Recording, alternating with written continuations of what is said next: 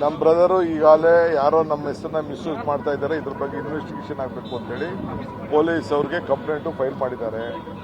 ನಮ್ಮ ಬ್ರದರು ಇಡಿಗೆ ಏನು ಬೇಕಾದ್ರೂ ಹೋಗಿ ಕೋಆಪರೇಟ್ ಮಾಡ್ತಾರೆ. ಸ್ಟೇಟ್ಮೆಂಟ್ ಏನು ಬೇಕಾದ್ರೂ ಕೊಟ್ಬಿಟ್ಟು ಸಹಕಾರ ಕೊಟ್ಬಿಟ್ಟು ಬರ್ತಾರೆ. ನಮಗೆ ಇಂಥ ಇಲ್ಲಿಗಲ್ ಆಕ್ಟಿವಿಟೀಸ್ ನಡೆಯೋರು, ಮೋಸ ಮಾಡೋರು, ನನಗೂ 3-4 ಜನ ಯಾರು ಮೋಸ ಆಗಿದ್ದಾರೆ ಅವರೆಲ್ಲ ಬಂದು ಹೇಳಿದ್ದಾರೆ. ಈ ರೀತಿ ನಿಮ್ಮ ಹೆಸರುಗಳೆಲ್ಲ ಹೇಳ್ಕೊಂಡು ನಿಮ್ಮ ತಂಗಿ ಅಂತ ಹೇಳ್ಕೊಂಡು ಈ ಥರ ನಮಗೆ ಮೋಸ ಆಗಿದೆ ಅಂತ ಬಂದು ನಮಗೂ ಕೂಡ ಹೇಳಿದ್ದಾರೆ. ಅದು ಕೂಡ ಇನ್ವೆಸ್ಟಿಗೇಷನ್ ಕೂಡ ಮಾಡಿ ಅಂತ ಅಂದ್ಬಿಟ್ಟು ನಾವು ಕೂಡ ಹೇಳಿದ್ದೀವಿ.